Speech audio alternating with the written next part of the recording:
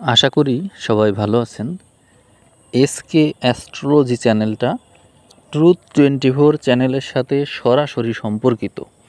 এই জন্য ট্রুথ 24 চ্যানেলের ভিডিও সরাসরি এই এসকে অ্যাস্ট্রোলজি চ্যানেলে দেওয়া হয়ে থাকে, কিন্তু এখন চ্যানেলে ইউনিক ভিডিও দেওয়া শুরু করলাম। যেহেতু মঘা নক্ষত্রের ভিউয়ার সংখ্যা সবচেয়ে বেশি রয়েছে, এই জন্য আমি আজকে মঘা নক্ষত্রের জাতক জাতিকাদের জন্য একটা ইউনিক ভিডিও উপহার দিচ্ছি। এই ভিডিওতে আমি মঘা নক্ষত্রের জাতক জাতিকাদের আচার আচরণ, বৈশিষ্ট্য এবং তাদের দুর্বলতা, সবলতা ও প্রতিকার সম্পর্কে আলোচনা করব, যা তাদেরকে অনেক বেশি উপকৃত করবে। আমি আমার এক্সপিরিয়েন্স থেকে যা যা জেনেছি সেই বিষয়ে আজকে আপনাদেরকে জানাচ্ছি। প্রথমত আমি বলবো যে মঘা নক্ষত্রের জাতক জাতিকারা সিংহ রাশির অন্তর্গত হওয়ার কারণে তারা মানসিকভাবে অনেক বেশি উদার প্রকৃতির হয়ে থাকে, কিন্তু তাদের ভিতরে ছাড় দেওয়ার প্রবণতাটা অনেক বেশি থাকে। এরা আধ্যাত্মিকতার সাথে সম্পর্কিত হওয়ার কারণে দেখা যায় যে কোনো কিছুতেই উদাসীন থাকে এবং যে কোনো কাজ মাস পর্যায়ে গিয়ে ছেড়ে দেওয়ার প্রবণতা রয়েছে। এখানে পরামর্শ হচ্ছে, যেহেতু তারা নিজেরা সিদ্ধান্ত নিতে পারে না, নিজেদের সিদ্ধান্ত নিজেরা না নিয়ে অন্যের উপর ছেড়ে দেয়, এই জন্য ভুল পথে চালিত হওয়ার প্রবল সম্ভাবনা তাদের জীবনে থাকে। এক্ষেত্রে তারা যদি সঠিক গাইড পায়, অর্থাৎ তাদেরকে সুপরামর্শ দিতে পারে এমন ব্যক্তির যদি তাদের জীবনে চলে আসে বা তারা পেয়ে যায়, অর্থাৎ গুরু, তাদের জীবনে সঠিক পথ প্রদর্শক বা গুরুর প্রয়োজন খুব বেশি হয়ে থাকে। এইটা যদি তারা পেয়ে যায় তাহলে তারা জীবনে অতি দ্রুত উন্নতি করে। এছাড়াও আধ্যাত্মিক জগতে তারা অনেক বেশি উন্নতি করে, কারণ হচ্ছে এই মানুষগুলো অনেক বেশি অন্যের জন্য কাজ করতে পছন্দ করে, অনেক বেশি আত্মকেন্দ্রিক মনে হতে পারে তাদেরকে, কিন্তু আসলে এই মানুষগুলো সবসময় অন্যের জন্য বাঁচে, অন্যের জন্য চিন্তা করে, অন্যকে কিছু দিতে চায়, কিন্তু এদেরকে মানুষ বুঝতে পারে না, উল্টো বুঝে থাকে, এদেরকে সেলফিশ মনে করে, যেটি আসলে এদের উপর এক প্রকার মানসিক অত্যাচার। এই জন্য এই মানুষগুলো সব কিছু থেকে সবসময় বিচ্ছিন্ন থাকে। কিন্তু এরা যদি সমাজের হাল ধরে, সমাজের দায়িত্ব যদি এরা নেয়, তাহলে কিন্তু সমাজের বড় পজিশনে এরা থেকে সমাজকে অতি দ্রুত উপরের দিকে নিয়ে যেতে পারে। এটা সমাজেরই ব্যর্থতা, সমাজের দুর্বলতা যে এদেরকে তারা মূল্যায়ন করে না। এবং মঘা নক্ষত্রের জাতক জাতিকাদের বড় দুর্বলতা হচ্ছে এরা নিজেদেরকে সবসময় সব কিছু থেকে বিচ্ছিন্ন করে রাখতে চায় এবং একাকী জীবন বাসে, বিচ্ছিন্ন হয়ে জীবন বাসে। অন্যদের উপর তারা আধ্যাত্মিক যে প্রভাব বিস্তার করার মাধ্যমে সবাইকে নিয়ে এগিয়ে চলবে, সেই মানসিকতা তাদের থাকে না। অর্থাৎ তারা উদাসীন, যা হয় হয়ে যাক, এরকম একটা উদাসীনতা তাদের ভিতরে রয়েছে। এবং তাদের ভিতরে রয়েছে মুড সুইং করার প্রবণতা, অর্থাৎ এক এক সময় এক এক রকম মন মানসিকতা।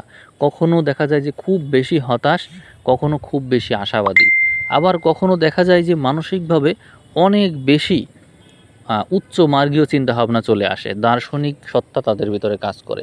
এতে করে দেখা যায় যে এই মানুষগুলো অতি দ্রুত ঈশ্বরের সান্নিধ্য পেয়ে যায়। এইটা তাদের একটা বিশেষ যোগ্যতা এবং তাদের এই খোলা মন মানসিকতার কারণেই কিন্তু তাদের দুঃখ কষ্টগুলো তারা সহজেই ঈশ্বরের কাছে সমর্পণ করতে পারে।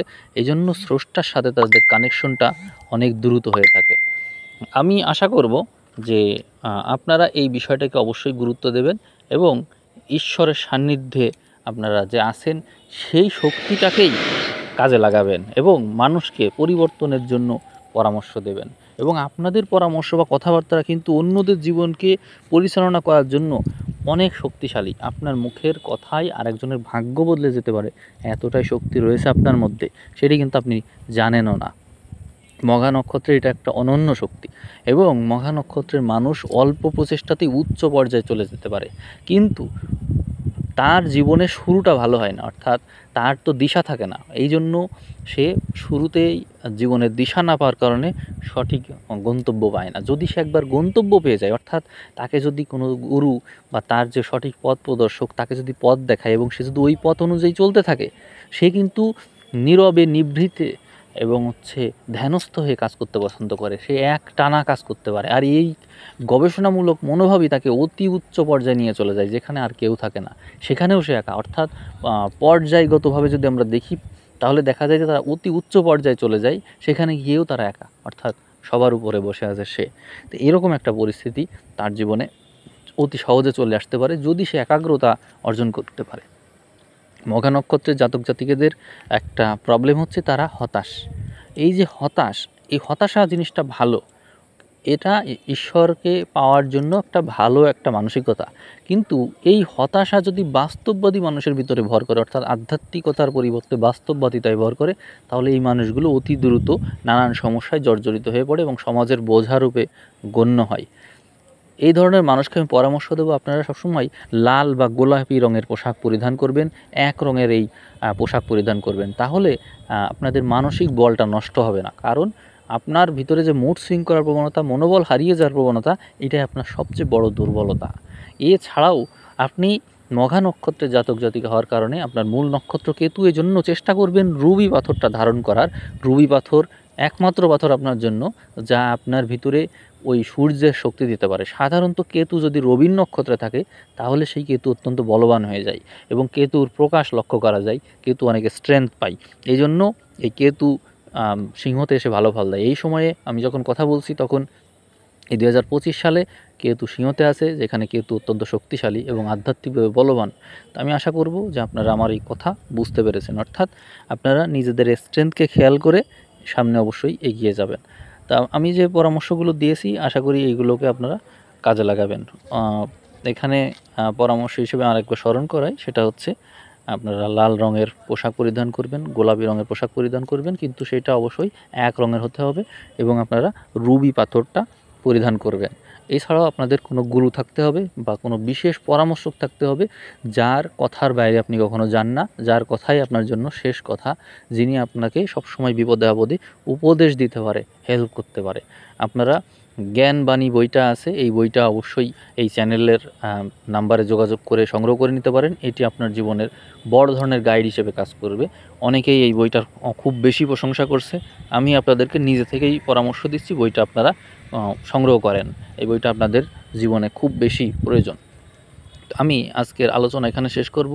আমি মঘা নক্ষত্র সম্পর্কে যা কিছু বলেছি, আপনারা এই কথাগুলো হয়তো অন্য জায়গায় শুনে থাকবেন, কিন্তু কথাগুলো আরেকবার শুনলেন, তাতে এটাকে অতীব সত্য বলে মনে হবে এখন। ধন্যবাদ সবাইকে।